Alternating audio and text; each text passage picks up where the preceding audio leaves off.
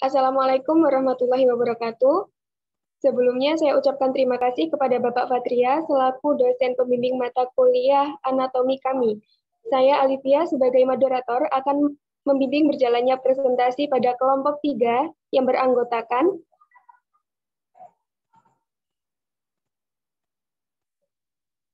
Anggreni Siwi Hapsari, Mailita Van, Intan Nurhaliza, Ervin Pahira, Lutfi Pradina Putri, dan Tikurniati Kasidi, Darin Makarim Bangsa, Nadifa Rahmi Admira, Alivia Kamendakal Safak, Masayu Aulia Ramadhani, Risa Fadilatul Munawarah, Diani Putri,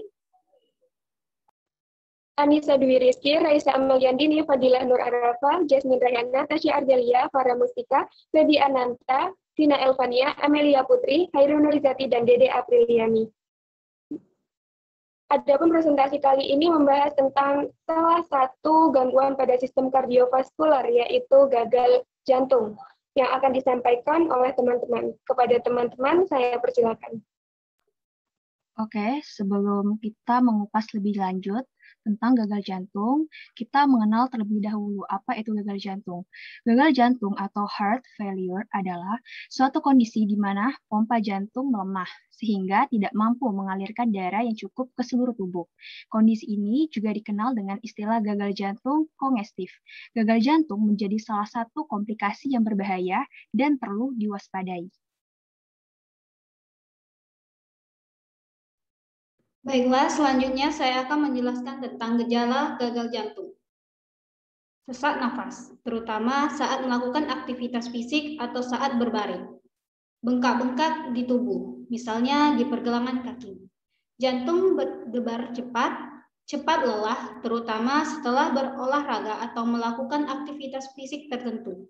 Nafsu makan berkurang, lebih sering buang air kecil di malam hari, batuk-batuk yang tidak kunjung membaik dan dirasakan memberat pada malam hari, sulit fokus dan konsentrasi. Selanjutnya, di sini saya akan menjelaskan mengenai penyebab dari gagal jantung itu sendiri.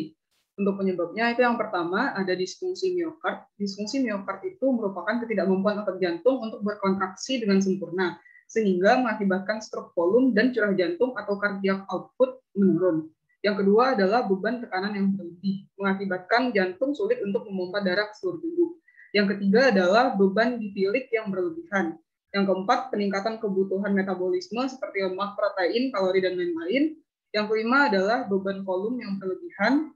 Dan yang terakhir adalah kelainan otot jantung, seperti kardiomiopati yang membuat jantung juga susah untuk mengalirkan darah ke seluruh tubuh.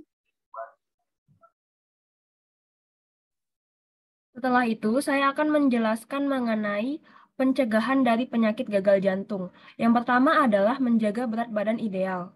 Kedua, mengonsumsi makanan yang tinggi serat atau tinggi protein seperti sayur, buah, ikan, dan biji-bijian. Hindari makanan yang mengandung lemak jenuh seperti gorengan. Kurangi asupan gula dan garam. Batasi konsumsi minuman beralkohol. Berolahraga secara rutin setidaknya 30 menit setiap hari. Berhenti merokok. Dan terakhir adalah menjaga kadar kolesterol dan tekanan darah pada batas sehat. Baik, selanjutnya adalah diagnosis. Terdapat 6 cara untuk mendiagnosis gejala gagal jantung. Yang pertama, foto ronsen dada. Tujuannya untuk mendeteksi pembesaran ukuran jantung atau penumpukan cairan di dalam paru-paru. Yang kedua, elektrokardiografi. Tujuannya untuk merekam perubahan aktivitas listrik jantung yang terjadi saat gagal jantung atau mendeteksi gangguan irama jantung. Yang ketiga, ada tes darah. Untuk mendeteksi suatu jenis protein yang kadarnya akan meningkat bila terjadi gagal jantung. Yang keempat, CT scan atau MRI jantung. Tujuannya untuk memperoleh gambaran lebih detail mengenai kondisi jantung. Yang kelima, ada kateterisasi jantung. Tujuannya untuk mendeteksi penyumbatan pada pembuluh darah jantung. Dan yang terakhir, ada ekokardiografi untuk melihat struktur organ jantung dengan bantuan gelombang suara tinggi. Baiklah, selanjutnya saya akan menjelaskan bagaimana cara mengobati ataupun pengobatan dari gagal jantung. Yang pertama adalah obat-obatan. Obat-obatan yang diberikan oleh dokter bertujuan untuk meningkatkan kekuatan otot jantung, mengurangi beban kerja jantung, dan meredakan gejala seperti sesak nafas. Beberapa jenis obat yang digunakan oleh penderita jantung diantaranya, yang pertama adalah diuretik seperti spironolakton, dan furosemide. Yang kedua adalah penghambat beta seperti carvedilol dan bisoprolol. Yang ketiga adalah ACE inhibitor seperti lisinopril, perindopril, dan ramipril. Yang keempat adalah ARB seperti kandersartan, valsartan, dan telmirsartan.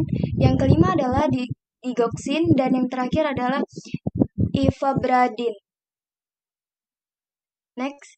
Yang kedua, operasi. Beberapa prosedur operasi yang dapat dilakukan untuk menangani gagal jantung yaitu yang pertama, operasi katup jantung untuk memperbaiki atau mengganti katup jantung yang rusak dan menjadi penyebab gagal jantung. Yang kedua, operasi transplantasi jantung, yaitu prosedur penggantian jantung yang rusak dengan jantung baru yang diperoleh dari pendonor. Dan yang terakhir adalah operasi bypass atau angioplasti yang dilakukan dengan membuat aliran darah baru sehingga darah dapat mengalir tanpa melalui pembuluh darah yang tersumbat dan dapat juga diatasi dengan pemasangan ring jantung. Selanjutnya, yang ketiga adalah pemasangan implan atau alat. Implantable Cardiover Defibrillator atau ICD, perangkat ini dihubungkan ke jantung untuk memonitor detak jantung. Jika detak jantung melemah atau berhenti, maka ICD akan mengirimkan sinyal kejut agar jantung dapat berdetak kembali. Yang kedua adalah Left Ventricular Assist Device atau LVHD. Alat ini dipasang di bagian luar jantung untuk membantu jantung memompa darah. LVHD umumnya digunakan pada pasien yang sedang menunggu donor untuk transplantasi jantung. Dan yang terakhir adalah alat pacu jantung. Perangkat ini akan memberikan rangsangan listrik pada jantung agar dapat memompa darah secara efisien. Selanjutnya saya kembalikan ke moderator.